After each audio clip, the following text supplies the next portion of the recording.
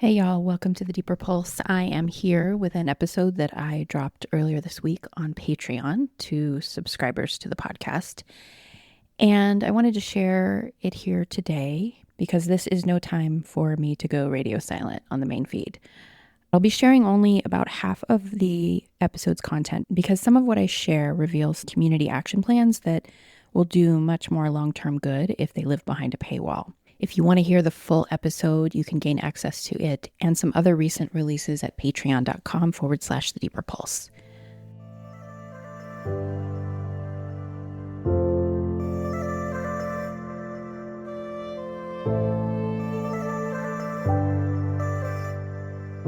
Tressie McMillan Cottom says, "The end of a way of life doesn't have to mean the end of the world." It is the end of a way of life in America for a lot of white folks. And I say white folks because Black and brown folks live in a different America. So really, it is like waking up from a cold spell, y'all. Like what many white folks thought America was, it's not. It's actually the thing that it's always been to other people, an imperialist, white supremacist patriarchy. But I'm not making light of the intense cognitive dissonance that folks go through when they realize, oh my God, this is not what I thought it was. Probably familiar to a lot of you listening to this.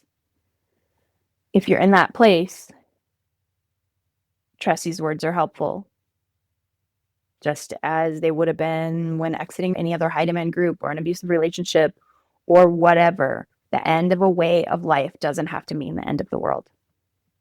Just a new reality. We're going to get through this too. And just as it was with the culture series, the best way for us to get through it is by coming together.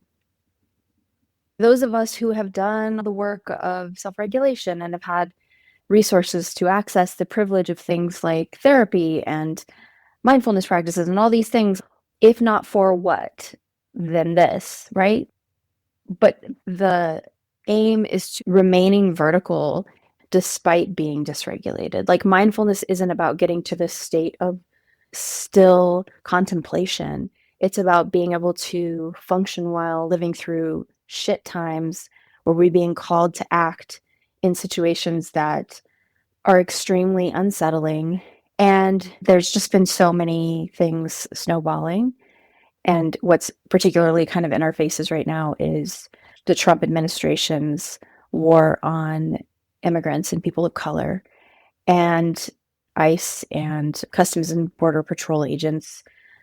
There's two different federal agencies that are taking action. So the recent execution of Alex Preddy was by a border agent, not necessarily an ICE agent, but when we talk about defunding or abolishing ICE, we're sort of talking about the whole mechanism, the system of power, where there's lots of noise around law and order and immigration, but it's really an opportunity to engage in ethnic cleansing. I mean, let's just call it what it is. Many people have been killed in ICE or Customs and Border Patrol custody, but most of them are people of color, and we haven't heard about them.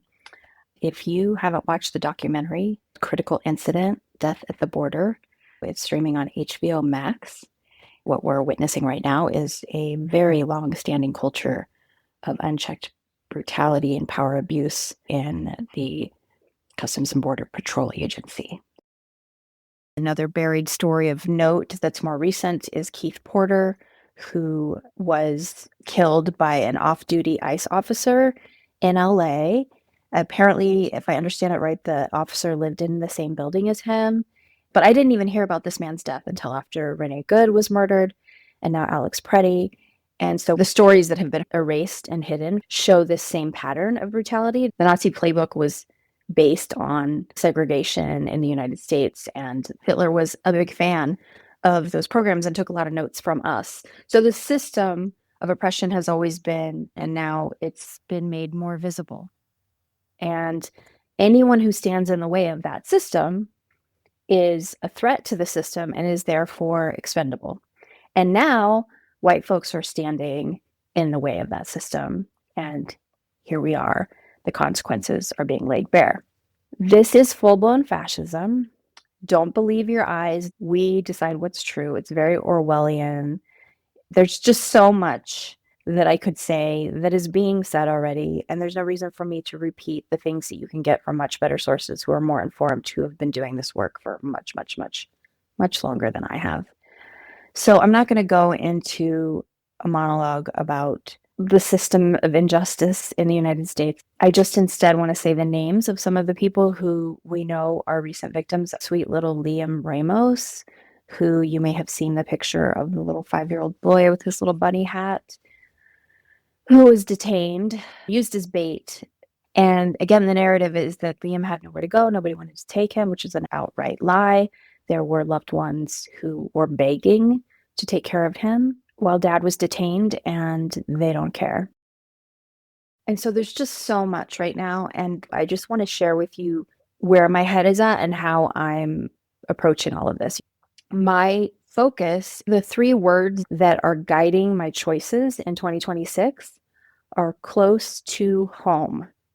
That I need to focus on shoring up connection and community, investing in the networks that exist right under my nose, like the ones that I can touch, that I can experience in the flesh, the lives that I can impact on a daily basis, and the lives that can impact me. The relationships that we build close to home are going to be the thing that gets us all through this, however it goes down, for better or for worse. And I follow Heather Cox Richardson really closely. I know a lot of you do too as well. If you do not, I really, really recommend either following her on YouTube or subscribing to Letters to an American.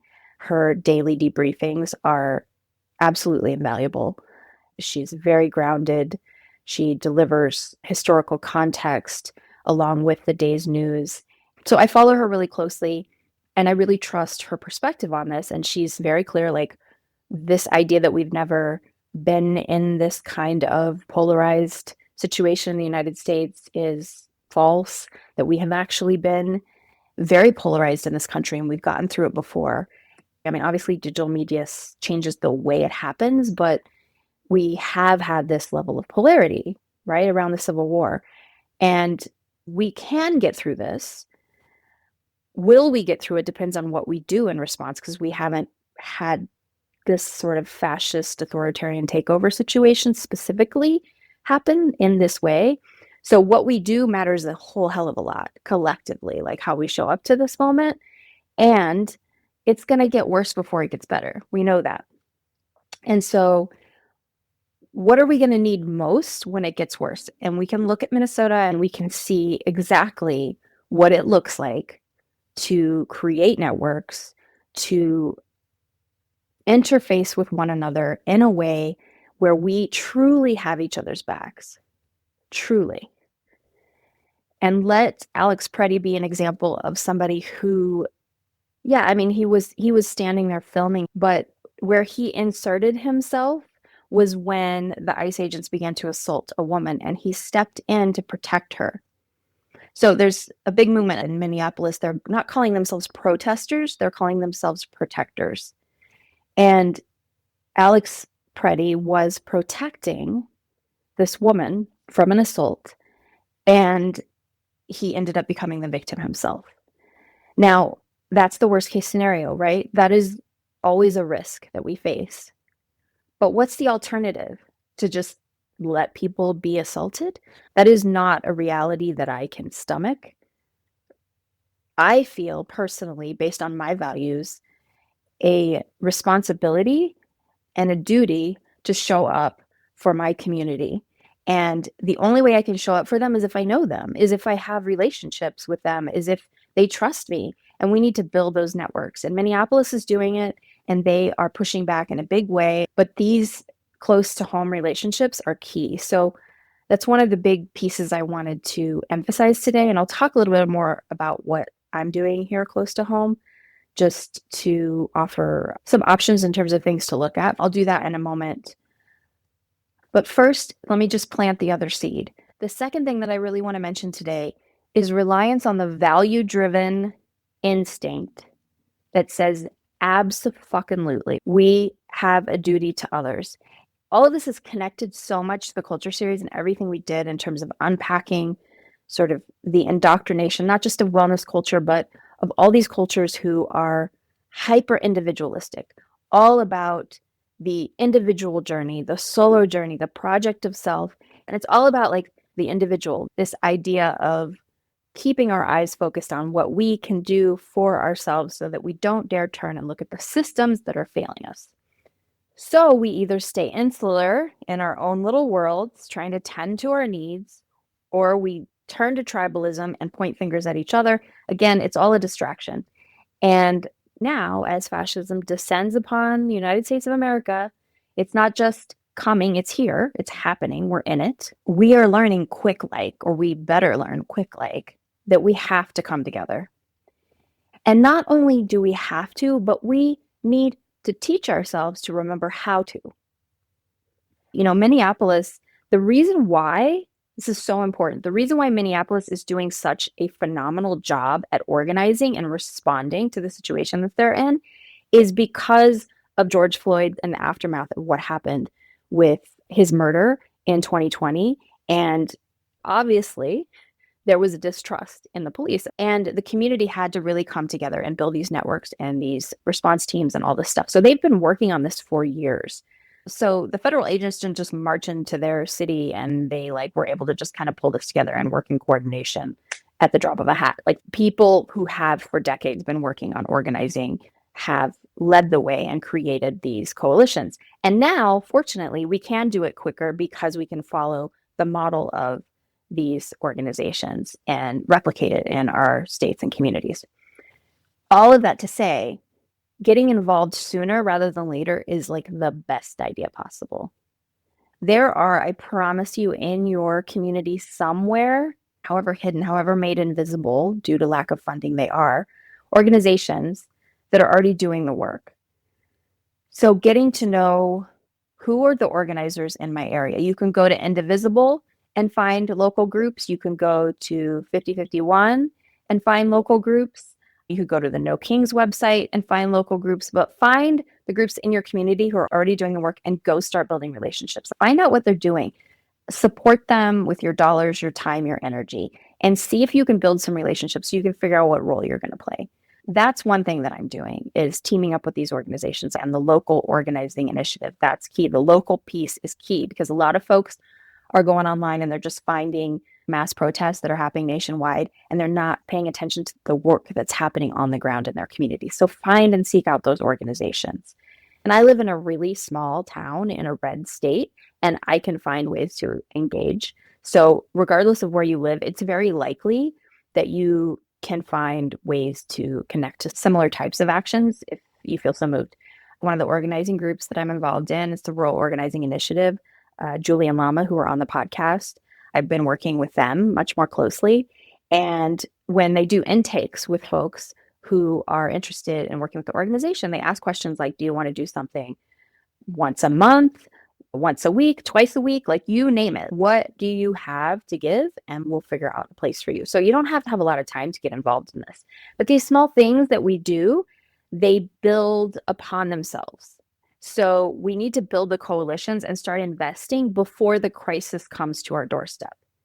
One of the things that many local communities are doing is creating ICE response teams. Again, using models that have been created, practiced elsewhere. When the civil rights movement was really kicking into high gear on college campuses, specifically Black college campuses, they had these underground training programs where they would bring in activists and they would do these trainings. They would have them stand up to people pretending to be racially harassing them, physically taunting them, putting them in the position that their nervous systems would be put in so that they could practice maintaining a nonviolent composure, and they could practice resisting using their bodies without resorting to aggression and violence. So these are the types of things that in Minneapolis, they're training folks to do. And these programs are being replicated elsewhere. Now, that's the extreme example. I'm not saying if you go to an ICE response team training, that's what you're going to be doing. There's a multitude of roles and responsibilities. And if you get to know these local organizing groups, they'll tell you what you can do. They have so many things for people to do and not enough people doing them, not enough volunteers. Lots of concern, but not enough action takers. So I am encouraging you in a very direct way to get involved in your local communities. Also to find social connections, because it's also important to plug into joy. When I say like go be with your community, it's not just go be with your community and talk politics. It's holistically invest in the relationships, physically move, dance, and sweat together. Share what's going on in your lives, not just your feelings around all this shit show that we're living through, but around your daily lives, what's going on with your families. Get to know each other so that you can show up for each other in ways that are really useful, driving your kids to and from school or bringing a meal when somebody's having surgery or whatever. Get to know one another in a multidimensional way and share more with each other. I have group threads. I have people we trade articles that we're reading with each other through text and whatnot. We're intellectually and politically engaging with each other as well. And not just operating in our little vacuum, because it can feel so lonely and so isolating and so excruciating to be alone with these feelings. So, yes, I'm inviting you to get more engaged in the resistance. And I'm encouraging you to invest more in relationships in a way that can serve you and others in every way long term. And those two things intersect when you live in a totalitarian culture. This brings me all the way back to the culture series. Do you remember? Some of you might, and most of you probably won't because I threw a lot at you. But Alexander Stein, who wrote the book Terror, Love, and Brainwashing, one of the concepts that she described as somebody who had been involved in a cult and has studied totalitarian cultures in general. There's actually 2 episodes on deconstructing dogma on Patreon, like really early on. I'll link to those in the show notes. And Alexandra Stein talks about how totalitarian culture creates what is known as triple isolation.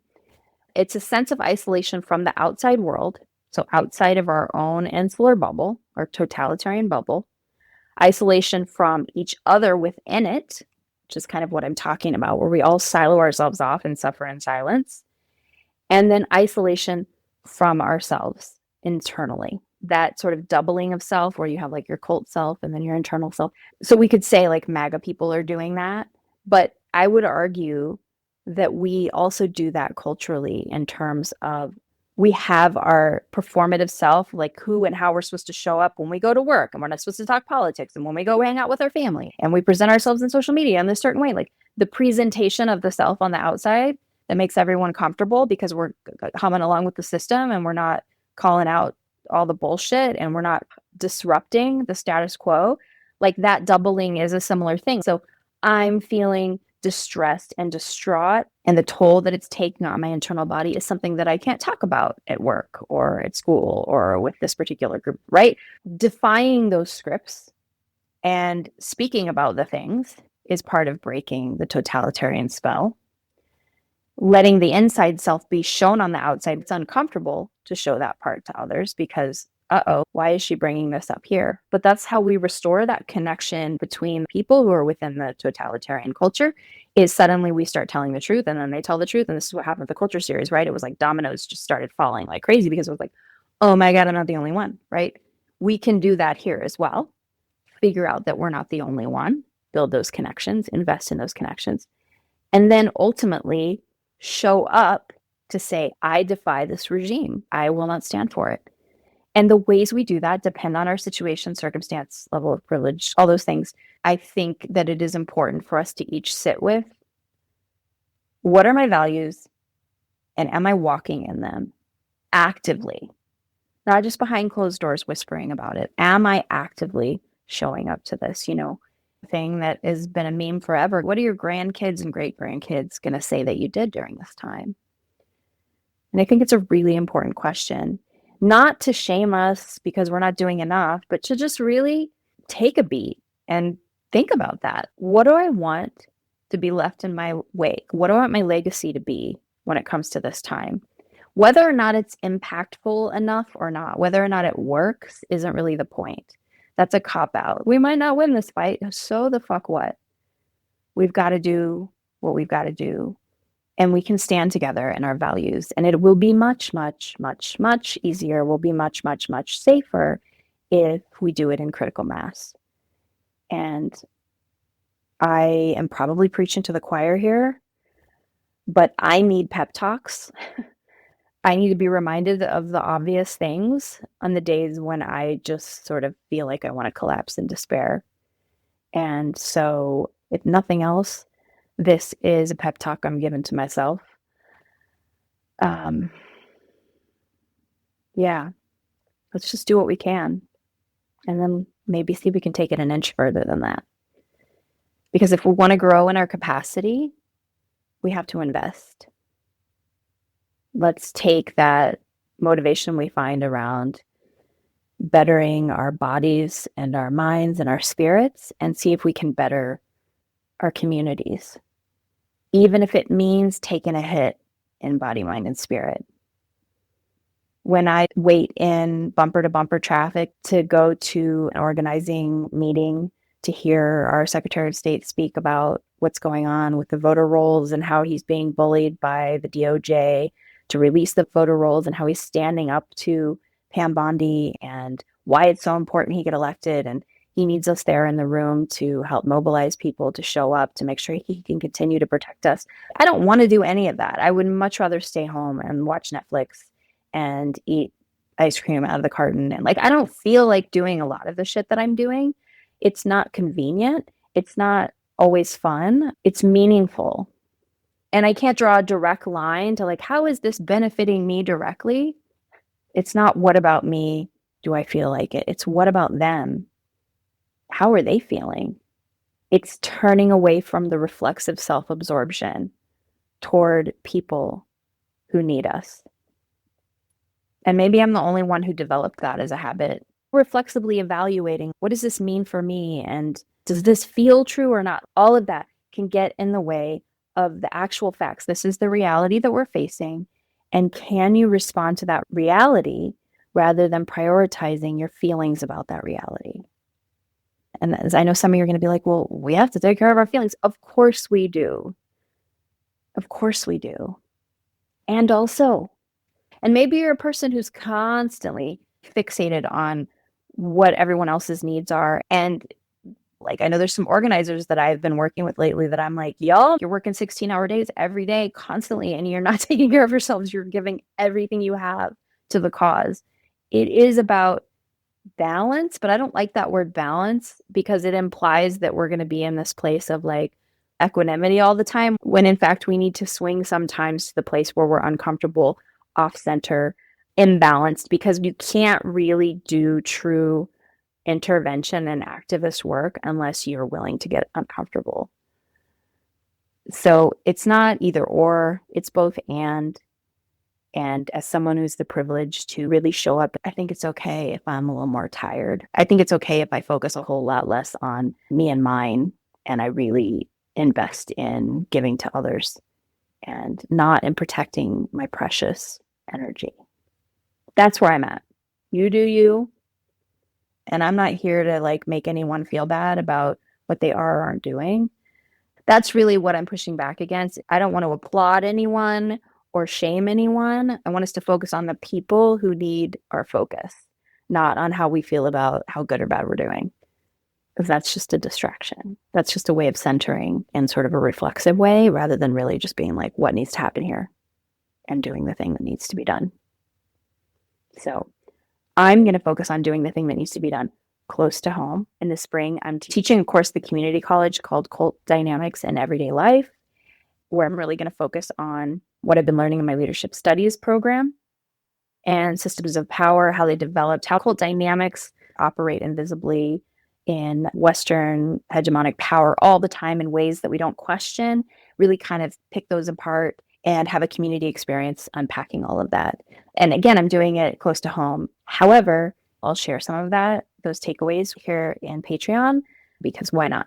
And so that course starts at the end of March. So maybe in April, I'll start sharing some of that with you. You may have seen the December drop, which was the deep stretch. If you did not see that, check it out when we talk about the ability to just take a minute to unwind while also having a visceral experience of what it's like to strengthen and move the joints, to invest in spaces of movement so that they become more mobile, supple, and available. The deep stretch can get you ready for the movement, help with your physical conditioning so that you can stand and march and walk and sit and make calls and do all the things, but also by providing you a framework in terms of how we maintain a shape, actively hold and breathe through it. So there's a lot there. To say I'm going to focus close to home does not mean that I don't want to focus my energy on the Patreon subscriber community.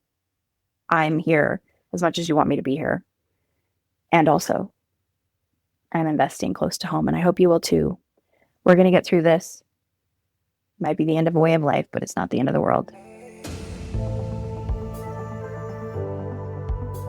Keep resisting, and let's go out, link arms with our friends and neighbors, and let's get into some good trouble. Take care, y'all.